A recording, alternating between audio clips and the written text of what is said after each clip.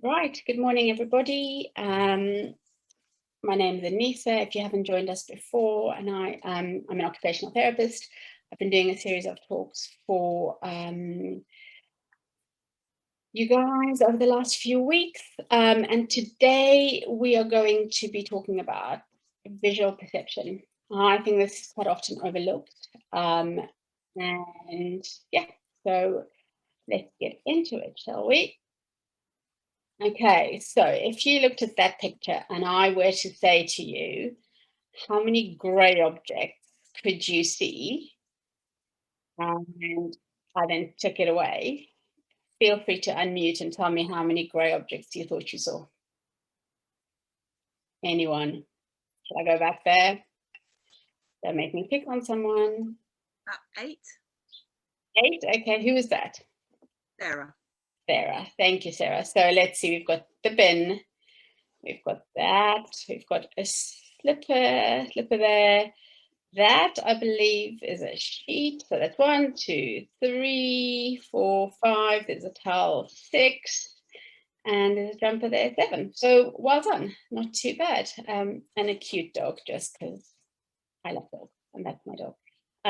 So you can see that actually visual perception is really quite complex. It's not about our acuity. It's about, as it says there, how our brain makes sense of what our eyes see. And it's not about, as I said, it's not about needing glasses. And it's actually so complex. There's so many different parts to visual perception. So noticing if things are similar or things are different, in what ways they're similar, in what ways they're different. Remembering if you've seen something before, where you've seen it before. Okay, and we can have difficulties in just one area or quite a few of the different visual perception areas. Okay, so why is it important? Okay, so if you think about it, we need our vision just all the time for our schoolwork, for games. We use our eyes to help us understand what we're seeing, but we're also looking at the details in items. We're looking at the contrast. So if I look at the bookshelf behind me, being able to quickly, if I were to turn around, look and find a specific book, if I know what the cover looks like, I'll know, or the spine, being able to find that book very, very quickly because I've noticed that detail. Quite often we don't realize that we're struggling with something, and it can be even harder for adults to realize when our kids are struggling with it as well. Okay. So when a child has difficulties, there's a whole list over there. It's things like remembering their sight words, okay, and that's really important for when they start reading. Being able to complete a drawing. So if I were to draw half a house, can the child draw the rest of that house? Okay. Being able to use stencils and see that the outline is actually the outline of an image without it being complete. If we are thinking about reading, it's being able to just keep your eyes on a certain word that's printed and being able to block out the other words around it. So if I were to say, okay, very quickly, find me the word mix. So it's being able to quickly scan, find the word and screen out everything else around it. Okay, it's being able to filter out distractions. So think about a notice board, being able to just pick up one thing on that notice board. Or if you are able to ignore movement going past you so that you just focus on what's in front of you, being able to not pay attention to all those visual distractions is quite important. Being able to organize yourself, organize your desk, and keep everything neat and tidy so that you know where it is. If we do things like, having a pencil case, being able to quickly open it, look inside and find the thing that you're looking for. Okay. If you have a really busy desk, knowing exactly where something is. Right. Okay, so when kids have visual perceptual difficulties, they can also have difficulties with the following. So your academic performance is affected by how easily they can complete their academic tasks. Okay, so if they have a lot of difficulties, it's just going to mean that things are just harder for them. So they're going to fatigue more quickly. Their endurance is going to be low. They're not going to be able to keep up with the rest of the class. Okay. When we talk about our attention and concentration, is are you able to keep that sustained effort, being able to focus on that task without getting distracted, and to focus for long enough to get that task done? Okay. We think about our self-regulation, so being able to obtain, maintain, and change our emotions, our behaviors, our attention and activity levels appropriate for that task or that social situation. Okay, that's going to affect us as well. If I'm in a really high state of stress, or if I've just had really bad news, I'm not going to be able to focus on something as easily. Okay. Behavior can be affected. So we may find that kids are going to avoid certain activities which require certain visual perceptual skills. They're going to avoid environments that perhaps are quite busy or cluttered. Quite often you'll see a level of frustration in these kids, particularly when we're talking about like precise hand and eye activities, hand and eye coordination tasks. Again, we're going to look at the avoidances that they might try to get someone else to do it for them rather than doing it for themselves, or they might say, oh, Dad, can you draw me a house, or can you draw me a fire engine, or please can you build a rocket with a Lego or something like that, and just refusing to do it themselves. Okay. And then we look at our organization. So being able to keep track of their belongings, knowing where they've put it. Yeah. So that's okay. So there are loads of different areas of visual perception. And when we have kids coming for an assessment, we always do just like a basic visual perception assessment. And if we find that there were quite a few difficulties in that, and everything else in the whole assessment seemed okay, we will then do a more in-depth assessment of their visual perception. Okay. And I'm going to go into a little bit of detail for each of those. Okay. Also, throughout the talk, I want you to pay attention and think about which slides are easier for you to read and which ones are harder for you to read. Okay. So the first one we're going to talk about is form constancy. So this is basically going to let us know that something is the same even when it changes its position, its size, or it's in a new place. So this highlighter will always be a highlighter, whether it's upside down, whether it's on the side, whether it's on a bookshelf or next to me. Okay. And this is really important for things like reading. So knowing that an A is always the letter A, regardless of the font that is used, for example, the writing style, is it upside down, is it big, is it small, the color that it's in, it's still the letter A. Okay. You'll be able to then recognize things when they're moving, so, or when they have moved. If I take someone's pair of shoes after PE and I move them to the side, that child will know actually those are my shoes, either because of the way they look or the sticker inside has their name on it, so they recognize that. Okay. And we can then organize things. So if you think about how you organize things at home, for example, in your pantry cupboard or in your cupboards, you may put all the canned goods together. Does that make sense to you? You may put all the bottled things together. Okay, all the smaller containers will go into one place, like your spices, so they don't get lost. And that's the same. So if you're going to put all your furry toys together versus all the Lego versus all the rubbery dinosaurs, for example. Okay, and that's how we teach kids to begin organizing their belongings. Okay. So there are a ton of games that we can do and that you can find, and I've got a list at the end of different websites that you can go to.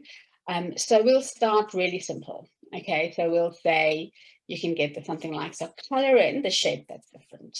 Okay, and that's really simple. Now color in the ones that are the same, and then look at the odd one out. Okay, so why is that the odd one out? Well, because it's cheese, it's not a container, it's not a cup of some sort. Okay.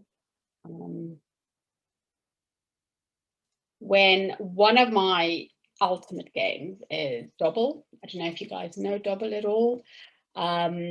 It really is one of the best little games because you can travel. They do Dobble Kids. You've got Dobble Star Wars, fairies, just a whole range of it. And I recently learned that there are big groups on Facebook of like young people who, and when I say young people, I mean like in their 20s, who have competitions with Dobble. I'm like, okay, so it's not just me. I do get very competitive with Dobble.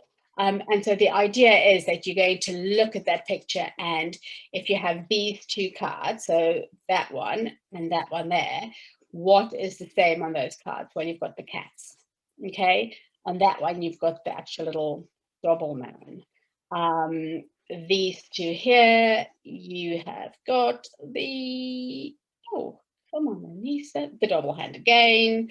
And it's fun because there's always one that matches, okay? And you can start easy and then build it up. So you can see there's just a range of other activities that you can do. Okay, so if we had a scavenger hunt and I were to say to you, so you can unmute or you can put your hand up very quickly. If I were to say to you, where are the silver scissors? Can anyone tell me that in 5, 4, 3, 2, 1? Anyone? Sarah, you're my go-to because you answered a question earlier. Are you still there? Go on, anyone can unmute. Where are the silver scissors? No? No one knows? I don't know if there's anything in the chat, Tom. Then the far right. Saying where the silver scissors right are. Sorry? Then the far right drawer. Far right. So there? Yeah. Do you want to direct me? Oh, to the very end of the picture. They've got pink around them, and they're in with something yellow. Yeah. There. What? So you think that there's silver scissors there? Oh, below those, there's a pair of scissors, white pair with pink. Yeah, I'm looking for a pair with silver handles. Sorry, I should have been. Oh, okay, sorry. Can you see them? No. Anyone? So there they are. Can you see that there? Yeah. If I were to say to you, can you find a wooden spoon? I think that will be easier, right? Because they're quite specific. If I were to say to one of my kids, can you go and get me a knife from the top drawer? Well, there are lots of options there. There are those knives, there's that knife, there's some other knives as well. So it's being able to know exactly the shape of the item that you're looking for, and then being able to filter around with that. So, you know, you can do some easy things at home and say, right, okay, I want you to go and either make a list or shout out all the things in the room you can see that is a cube shape, or that is a sphere or round. Okay, so you're getting kids to use that skill of theirs. Yeah. Okay, same thing again.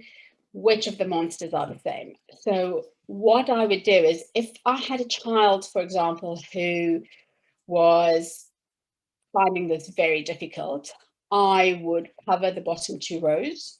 So he just had the top row to look at.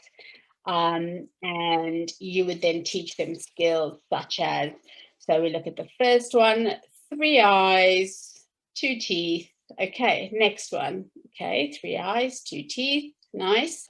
Next one, and you can see that one's only got 1 tooth. So you're going to teach those skills. Once the child is more comfortable, more confident at doing this, you're going to add more of the rows, and you can also start doing things like timing them. Okay. Right, so that was form constancy. The next one we have is visual discrimination. So again, this is looking at how things are similar and how they are different. So if I were to show you these 2 items, they are similar in that they have a similar shape. They look like a rocket. They are similar in that they're things that you use to write with. However, this is a pen, and I click it. This is a pencil. It has an eraser at the back rather than a clicker thing. Okay, so it's that being able to recognize the differences, name the differences is going to be really important for things like reading and writing. Things like knowing your B's and your D's, your P's and your Q's, so that you don't mix those up. Yeah. And it's going to help us also look at things which are a similar color, size, the shape, the texture or something, and starting to then also keep those things in your memory, and remembering how we can use those. So if I said to, that is a very messy cupboard, on the left it is my actual cupboard. I make no apologies, life right. So if I were to say to one of my kids, or to my husband, if they said, where's the popcorn? And I said, it's in the cupboard with the cereal and the coffee, they could then go and go, yeah, well, I can't see it. Where is it? And I'll go, well, actually, I'm pretty sure it's in there. It's like a bluey box. And actually, there are 2 boxes. You can see there's that one, which is upside down, and that one. Okay. When you want to break it down for kids, you could say, okay, let's have a look. Which of the shapes on this side is exactly the same as the shapes on that side, in which box? Okay. And you can see that one is exactly the same as that one then. That one is the same as that one. Okay.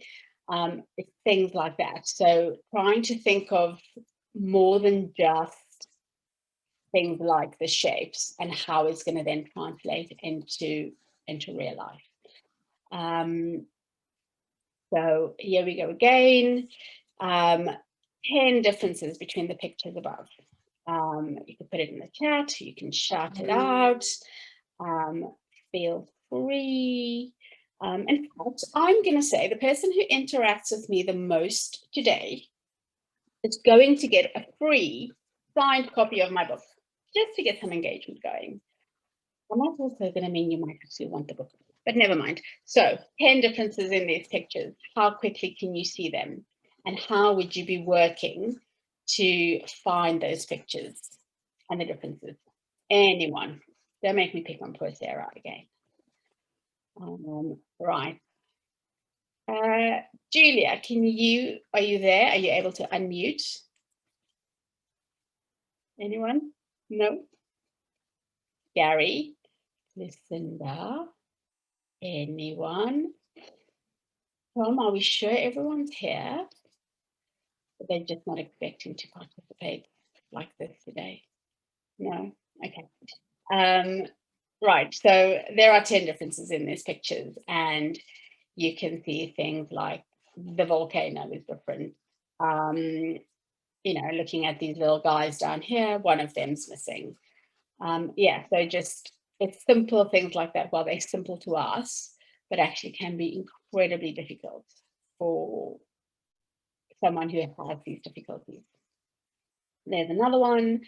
And you can see down at the bottom there, I've put the I Can Learn website. It is really, really good. It's free. I would definitely have a look at that if you are looking for things to do, and also things that you can use to improve your kids' visual perception. Same thing again, the letter B. Okay, so look at the 5 differences you can see in those 2 pictures. And you can see they've got things like the B in the glasses, eyes open, eyes shut. The little ear, is it called, of the glasses is missing over there, and so forth. Okay, find the odd one out for the emojis. Well, that one's got right in the rest. Yeah.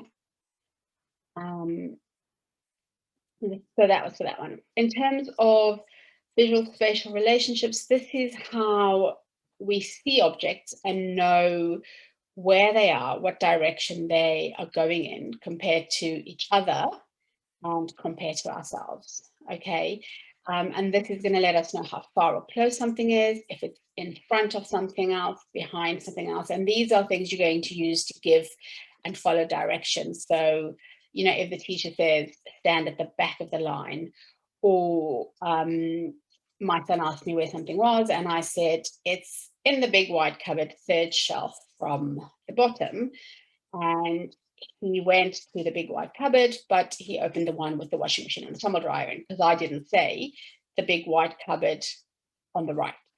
So things like that. Okay, and I then said to him, it's just behind something else.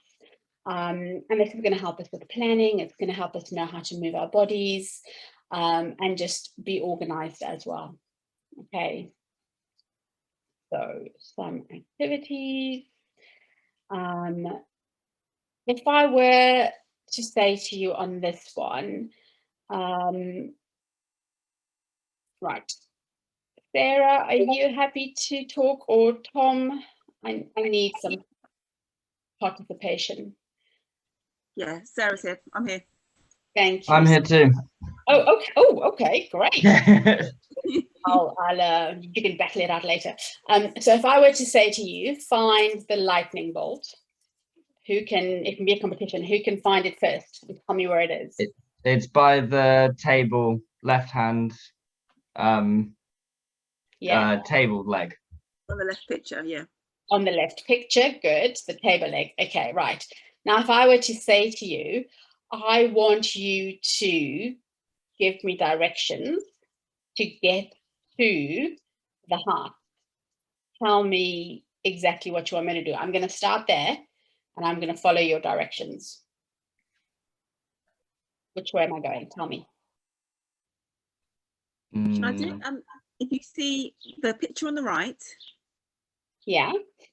there are 3 blue chairs. You want to go past them, and you'll come up to. I want you to tell me how to get from here at the lightning bolt. Yeah. So go. That was good. Could you move your cursor to the right? Yeah. Keep going, keep going.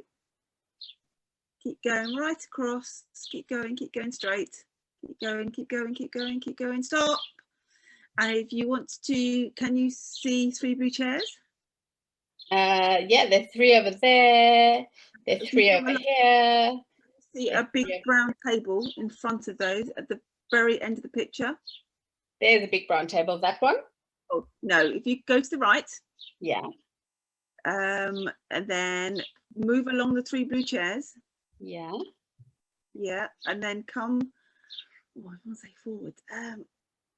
Can you keep going right in the picture? Go to the right. Move along the sofa. That's it. You can. Yeah. Stop. And can you go down very slightly? Yeah. Keep going, keep going, keep going, keep going. Little bit, little bit. Stop. Oh, just missed it. Right, up again. A little bit, a little bit, little bit, little bit, tiny bit more, tiny bit, tiny bit, tiny bit. Oh, stop. Go to the right, very slightly.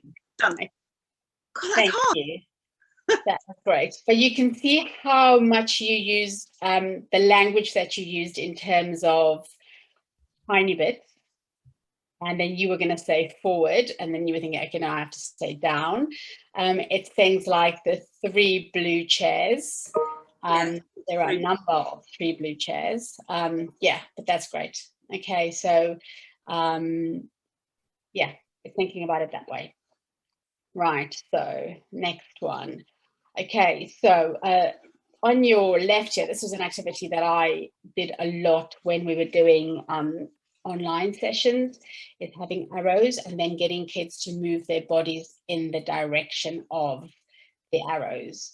Quite often we have one of these ones here on the right up in clinic, and quite often we will incorporate this with a gross motor activity. So I will say to someone, if they're standing, I'll say, okay, you have to tell me which direction the arrow is going in, and then do the same with your body. So we might just start with them going left, down, right, up, and then we'll increase the challenge. So they then have to move their bodies in those directions, or they have to say it faster. Okay. Again, just some different ways you can do it. It's things like playing noughts and crosses. So playing noughts and crosses with your B's and your D's, and then trying to get those in a row. You could do it with P's and Q's, for example. That thing. Okay. Right. So figure ground perception. So this is basically telling us, okay, if I'm looking at a notice board, what can I screen out? Okay, if I'm looking at my diary, or I'm looking at my little thing that holds all my stationery, what do I need to focus on? What do I need to screen out? Okay, finding the detail on something specific and not getting distracted by everything around it.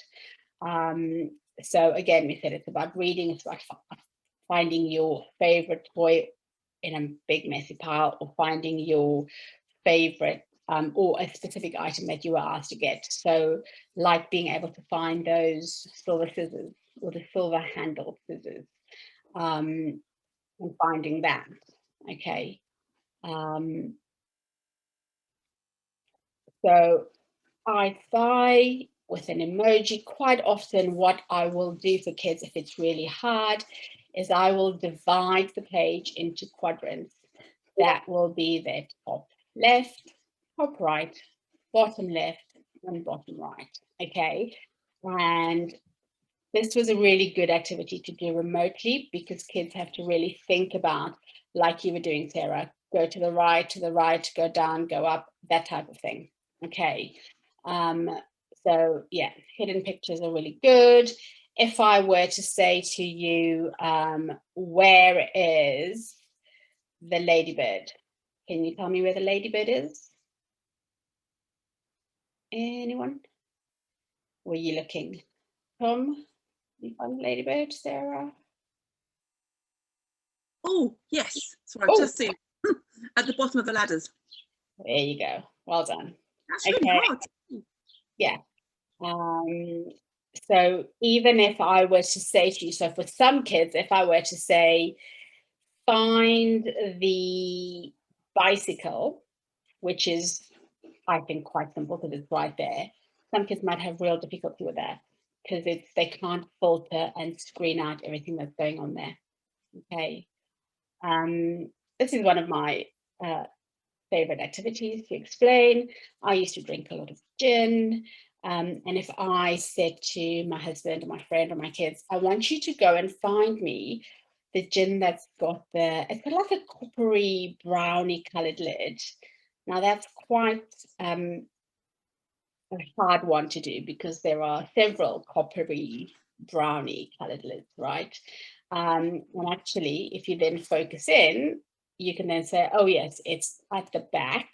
There's that one, but there's also that one. So being more specific with your instructions.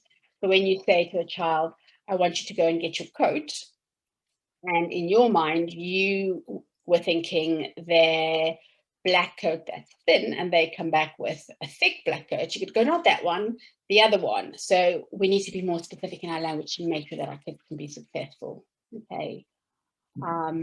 We talk about visual closure. That is when I can see part of something and know that it is a whole thing. So if I'm looking at my pencil pot, I can see just that part of it, but I know that's the highlighter because there's a little bit of pink there. Does that make sense?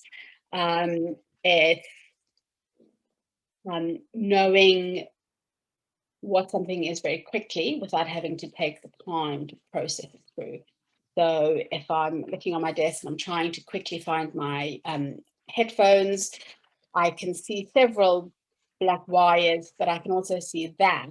So I know that is going to be for the headphones. Okay. Again, it's going to be really important for our reading and finding something in a busy space or something that's cluttered, or if something is lost, being able to find that quite quickly.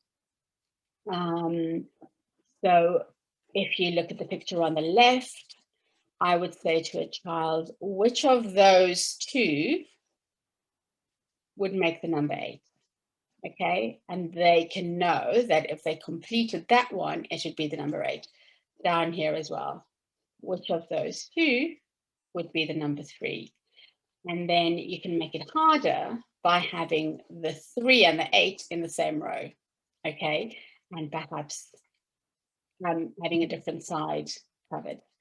If we look at the pictures over here on the right, that becomes harder. Well, I find that a little bit harder to be able to say, okay, that shape, if it were completed, would be, let's look at that one, okay? And then you can go along and do that as well. So quite often with the assessment, they're timed activities. So kids have to, move on in a certain amount of time. And you can see that it's not that straightforward. I always like to, so with the one on the left, try and incorporate something physical into it, because a lot of kids learn better that way. So they've just used some thread to connect the ones that were the same. And with the ones on the right, again, draw a line to connect each picture with its other half. Okay, so you'll know that those go together or those go together. You could then also get them to complete it themselves by drawing it for themselves. Sorry. So if the right side was not there, I could then say, okay, can you complete this picture of the flower?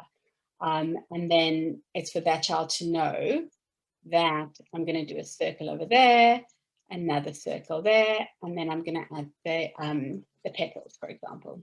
Okay.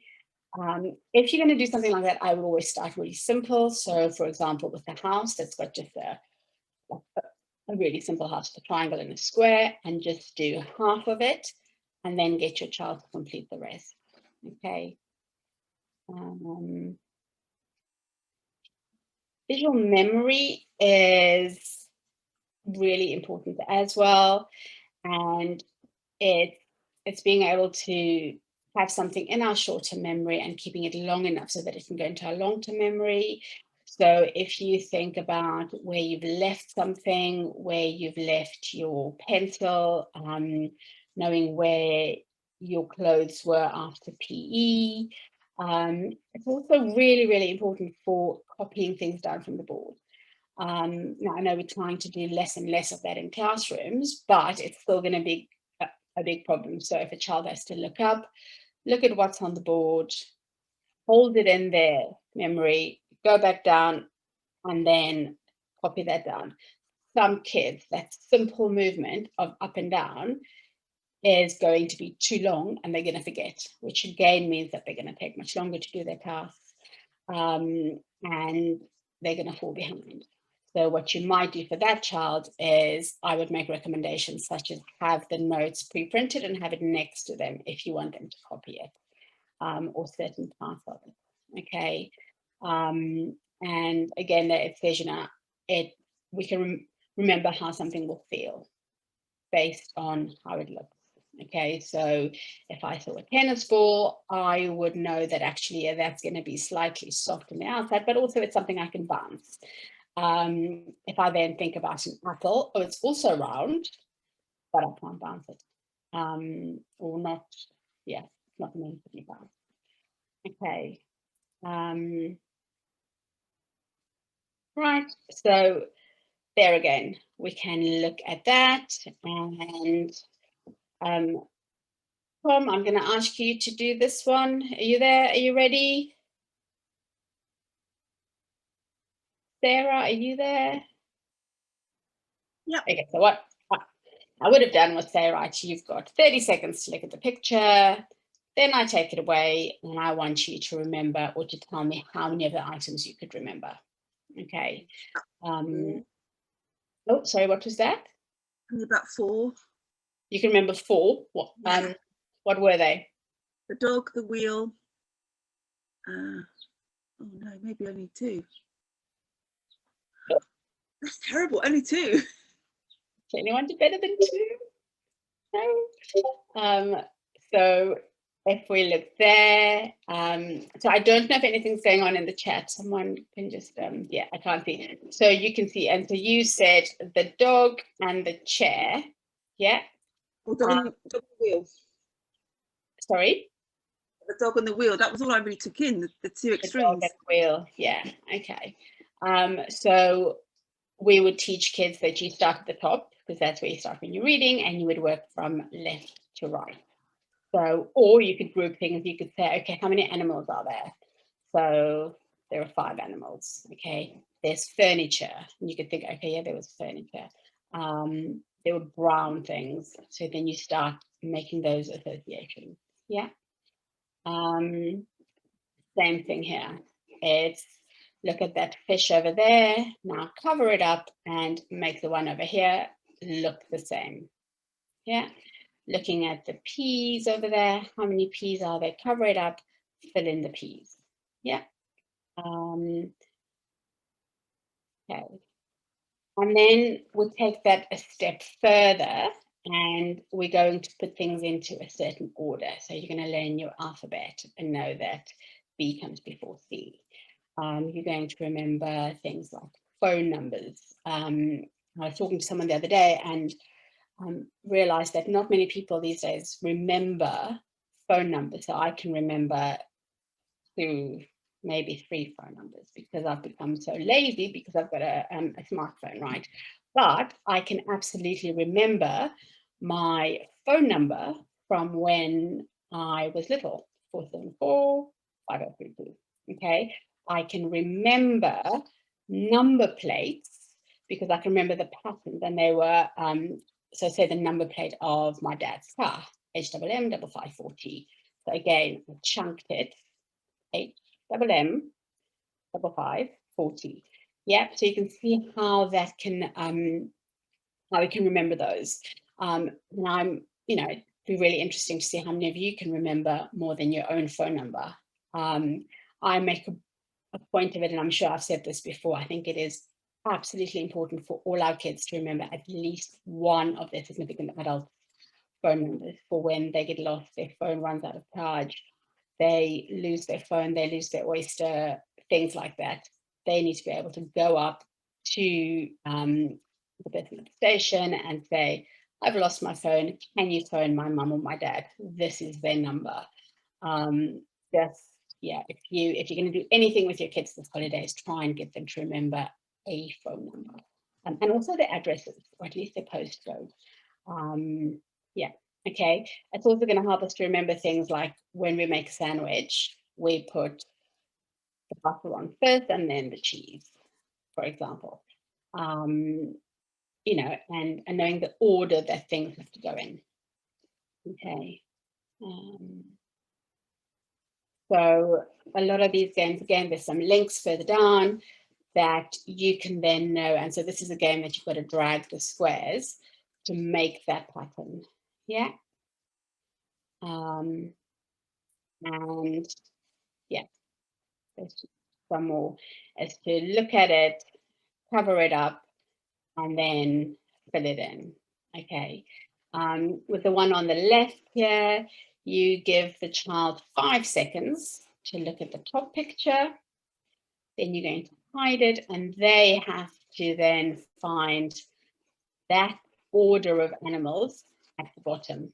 Okay, so you might think, okay, the giraffe's at the back. Great.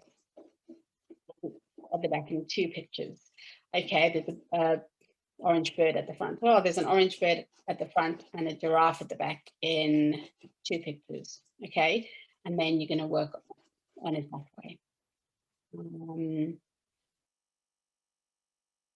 Okay, so I feel like we've gone very quickly, but we probably have. There are a few more slides to get through. So it's really important that we don't forget about visual perception when we're thinking about our skills that we need to learn and just to function on a day-to-day basis. Okay, so making sense of what we're seeing, thinking about the small important details. If you are looking for a bus and the bus number, you know, is it the K2, the K4?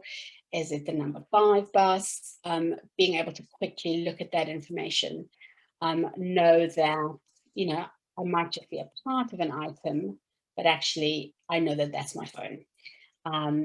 Where we've seen things, what it's going to feel like, what it's going to act like the ball that bounces, and thinking about things in terms of how they're different but also the same. It's also really important to know that our hands and our eyes are going to work very closely together, and so it's important to have those kind of foundational skills solidified. Okay.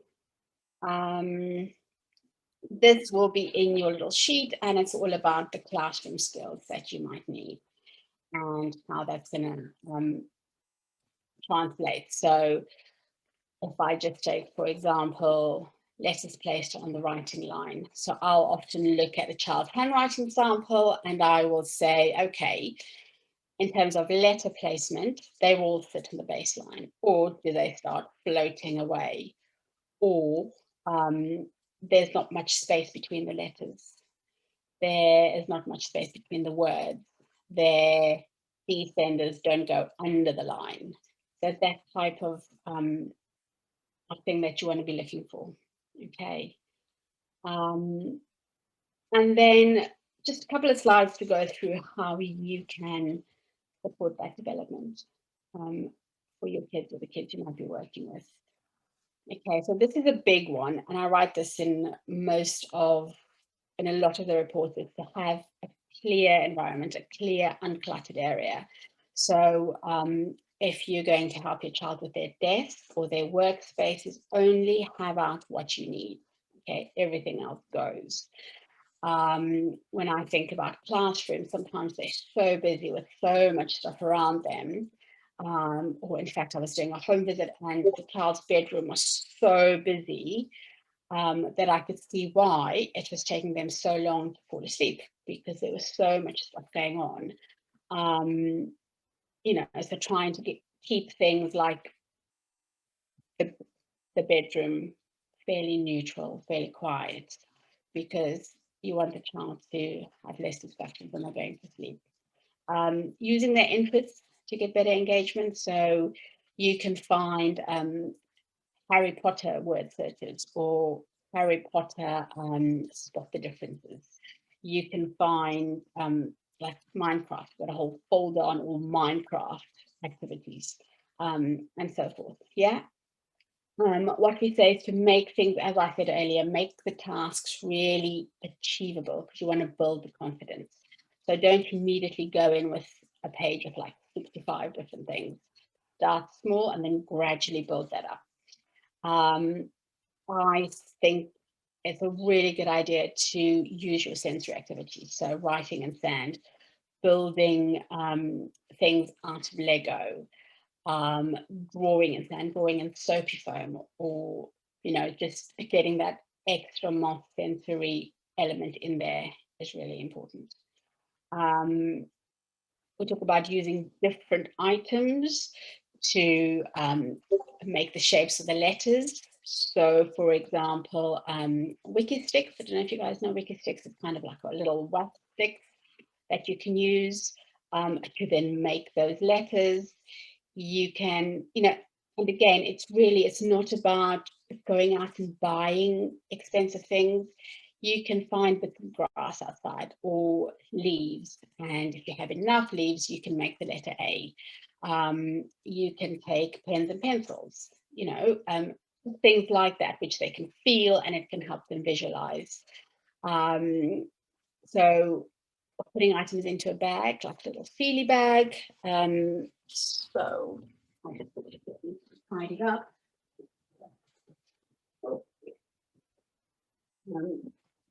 I have a little bag here, and this, I think, this is my sewing bag. So being able to feel inside the bag for a feel an item and know what it is. So I know that is a thread.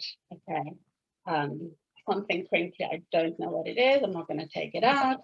And they feel like pages, so I could go, actually, I think that might be the instruction booklet or pattern or something. But yeah, instruction booklet. Okay, so things that we can do like that, just make them really simple. Things like spot the difference. So I quite like to use pictures of their everyday environment. So I'll get a picture of their bedroom or their garden and then take pictures out, for example. And things like when you're doing puzzles, cover all the pieces and just look at one thing at a time. Or teaching kids strategies such as, let's find all the corner pieces first. Okay, so they can feel those. Now let's get all the edge pieces. So you're going to teach them to be systematic like that.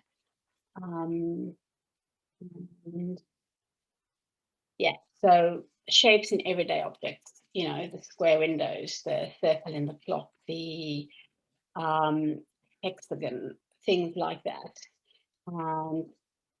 Yeah, so when you also, another idea, when you're sharing a storybook, so you're going to start, point to the start of each line, follow with your finger, so they can then learn that you read from left to right, you read from top to bottom, and that's a really important skill. For example, when you have to answer things like comprehension, teaching kids, because we don't actually teach our kids to scan from top to bottom and left to right, but that's such an important skill that most of us know how to do it, but we aren't taught it, and some kids we need to be much more explicit for that. Okay. And there is a website called thewordsearch.com, and you can make your own word searches. So I work at a school, and the room we work in is a hut, literally. And so you can then go through and you can input all the items that you want to find, and it then generates a word search for you. And you can see, yeah, they put in, I think I was green. Green seemed to have been found more, so I'm going to assume I was green, but then actually I don't know. And you can also set these up that you can only go horizontally or vertically, depending on your child's level. And then diagonally backwards, so you can go diagonally down for swing or back up for foam, and whether you want things that can cross over. Okay, so that's a really useful one to do. Color by number is also a really nice activity. And these activities I have found, because you can do them remotely, they're really nice for doing with family who aren't perhaps close, and that's quite a nice activity to do. So you're going to color, so find number one. All the number ones have to be orange. So then you get a t-shirt. Oh, there's number one, and there's number one, there's number one. Yeah, so being able to shift their focus and their attention that way. You'll get this whole, this handout. There are some websites on, I've mentioned it before, the National Academy, the Oak Academy. there are some in the specialist section and the therapies, there are some OT lessons, and I did a whole module on visual perception. So, you know, your kids can be working on those during the holidays if you want. I think they're still up. Yeah, there's all those lessons. If you aren't familiar with them, they've all been recorded in a way that your child can follow them, and you don't have to be there as such. So it's like I'm teaching you something and I go, pause now and go and get this. So it's really useful to look at as well, I would say. And they don't just do the specialist stuff. I think they go up to Key Stage 4, mainstream and specialist. It's a really, really good resource, and it's all free. So definitely I would say have a look at those. Okay. And now we're going to come on to questions, and I'm going to stop the share. And are there any questions? I know that one was quite quick. Is there anything in? Oh, sorry, Helen. I wasn't reading the chat. You said near the black knife. Well done. And then Sarah, yeah, baby there. You can type. That's absolutely fine. Yeah. So, are there any questions? I think that's quite a straightforward topic, isn't it? Could I ask a question, please? It's Sarah. Sorry, I've contributed quite a lot. So no, that's amazing. Go on, Sarah. My son has ASD. He's been diagnosed. Yeah. But we took him to have his eyes tested, and he has a colour deficit. It's not really called colourblind, but there are some things that he just could not see. Yeah. Do you think that, I mean, obviously it's not something you can cure, but is there any way of helping him with that? I mean, I'm not familiar with that. I would be maybe thinking a behavioural optometrist might be able to help. I'm not exactly sure. I guess I'd also find the person who diagnosed it and ask them for some resources. Yeah, I wouldn't be able to say it off the top of my head, though, Sarah. You know, a school's very good at dealing with people who are, you don't hear of it so much now, people being colourblind. No, you don't. And I think quite often it's possibly because it's not diagnosed. You know, because kids don't know what they're meant to see, so they just... Exactly. If you've never seen it, you don't know. Exactly. So yeah, it's an interesting one. I will definitely be looking that up. I'm actually just going to write it down, because otherwise I'm going to forget. So Lucinda has asked, or has said, I can see why there is confusion between dyslexia and visual perception. Yeah, absolutely. And in fact, there's I do an assessment called the Theory test of visual perception. I'm just trying to see if I have one close by. And it basically comes in 3 parts. It starts with, so you have one that looks like, name on it. So it looks like that. Okay, so you've got the green one, you've got a blue one, and what you do is you start off and you get the child to draw the shapes. Okay, I don't know if you can see that quite clearly. So all they have to do is look at the shape at the top and copy it in the bottom. Okay, and that then becomes harder and harder until you then get to your 3D shapes. So you can then see what's happening there. But what then happens after this is you've got 2 supplemental tests. Okay, you then have your, this one is just the visual. Okay, so the green one is looking at your visual motor integration.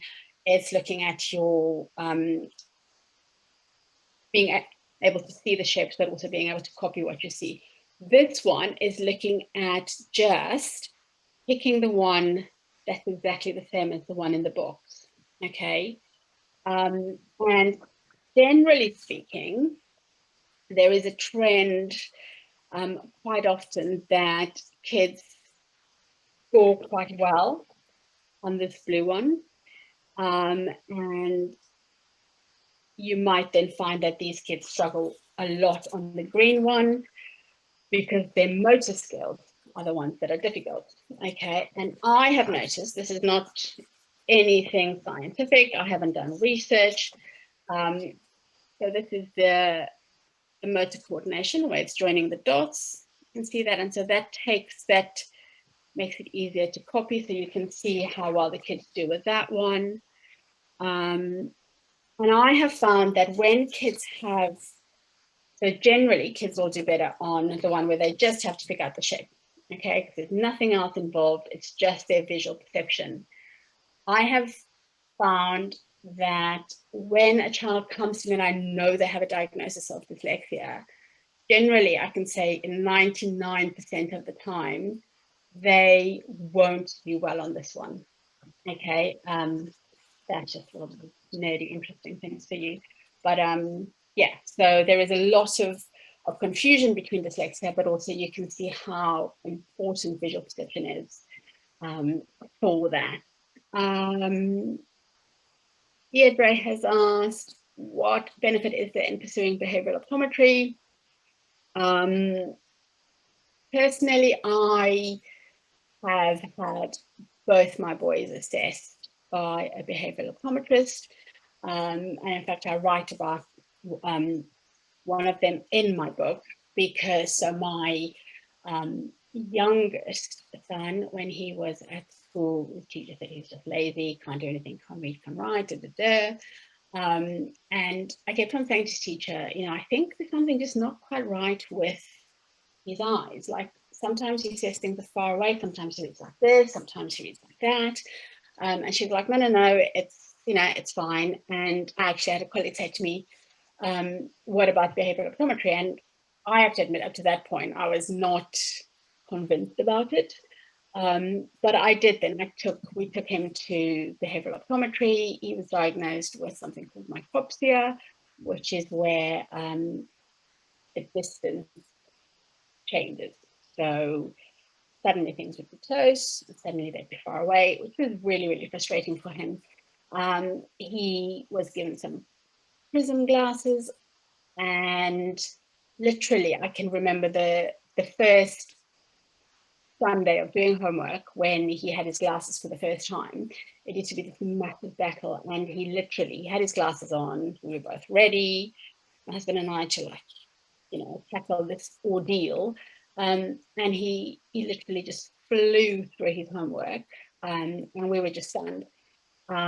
He needed prism glasses. I think he wore them for about 1.5 years or 2 years, and now he's just wearing usual prescription glasses, not prism glasses. I mean, I would say there are a number of reasons why you would pursue behavioral optometry. You'd be looking at their tracking, how well they can read. The kids say things like the words jump, the words float. So yeah, I definitely recommend behavioral optometry quite often in my reports and for my assessments. They're quite hard to find, like really good ones. But yeah, so I would say there is a lot of benefit in pursuing behavioral optometry. And then even if you just go and have just like the most basic assessment done to see if anything comes out of that. Okay. You're welcome, Deirdre. Sophie has said, where is the best place to get the resources, like a book of activities? So there's not one particular book. Well, no, I lie. There is a book called Visual Perceptual Skills, and I will, I think it's on Amazon, and it's got kind of the whole range of the activities. But again, you know, I think, it's quite useful to, yeah, I mean, I can't see, they haven't done one recently. They do kind of books which is specific to visual perception or in terms of visual tracking, that type of activity. So I have this lost Zoom again. So it's happened. Yeah, so I think it's really looking at a range of activities. We have developed, I keep on forgetting this actually, we have developed an app for letter tracking because I found that so many kids struggle with tracking letters. And so basically we've made this app which is graded. I don't actually even know where I put it. Just get so busy, don't you, and forget all just things.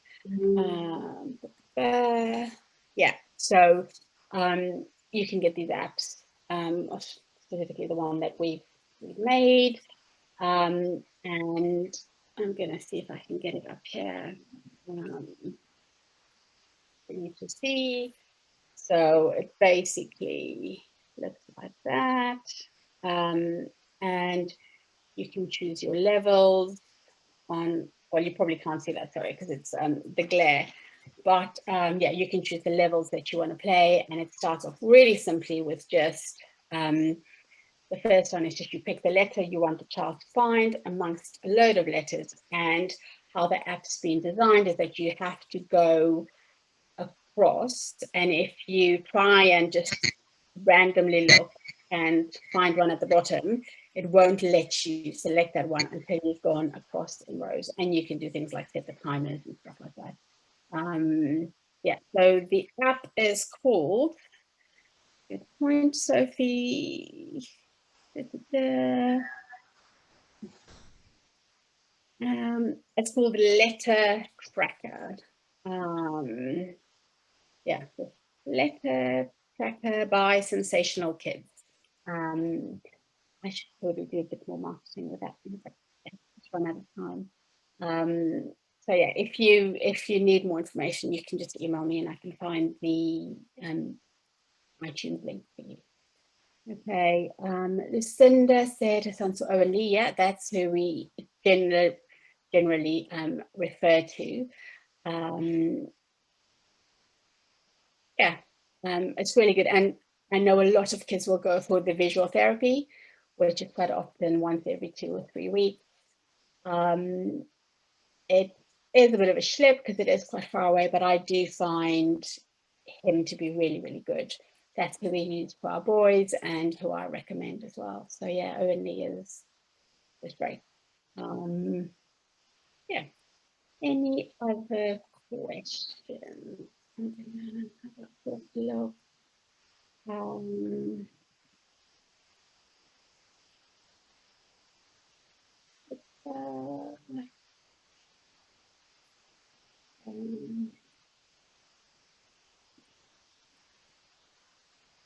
Yeah, I could keep on forgetting about that one. Yeah, I can't find it now, which is really bad, isn't it? But I will find it, and I will let you guys know what it is, where it is, for example. But yeah, so that's that, and we'll find the link for you. Are there any other questions, comments? No. Yeah. So then, if there aren't any other questions or comments, you can. I think we'll probably stop there. I think we have one more left to do in the series, the 6th, and Michelle had a question. Sorry, Michelle, I missed that. What was your question? Are you there, Michelle?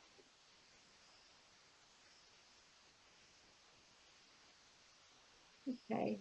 Well, when you're ready, you can start it out, or you can just write to one person, or you can email me afterwards. That's also absolutely fine.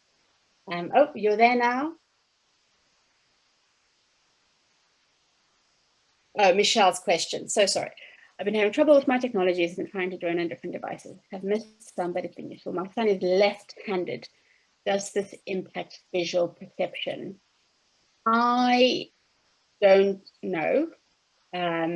I haven't seen or read any studies which have made that connection with visual perception and left-handedness. So yeah, I don't know, but it's an interesting one as well. And yeah, I guess from there you could take it further and think, is he very left-handed? Is he ambidextrous? Does he do some things with left, some things with right? So that would be an interesting one to just kind of tease out and see, yeah, where was that for that?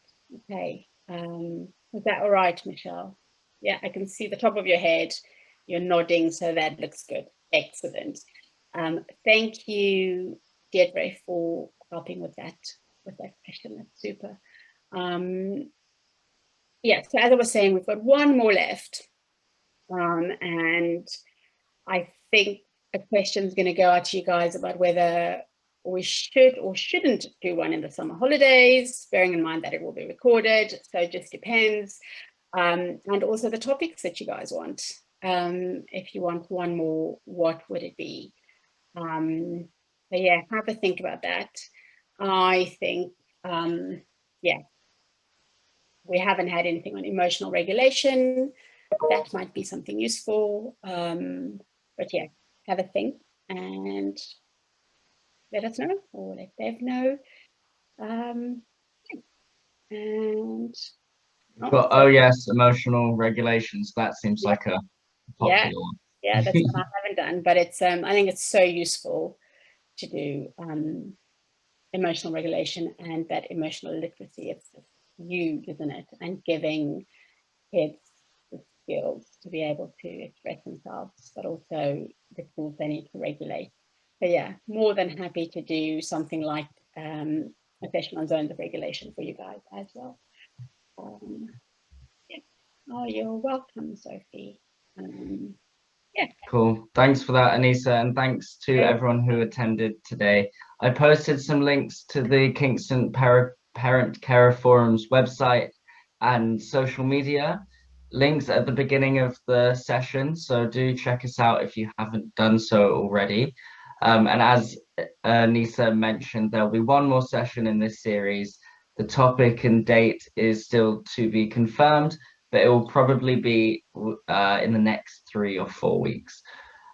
So do look out for that on our social media and on the Eventbrite page. And thank you for attending. Yeah, super. Yeah, we'll see you guys next time. Have a good end of term for those of you whose term is about to end. Yeah, and just take care. Okay, thank you for this again, Tom. Thank you. Bye-bye. Thanks.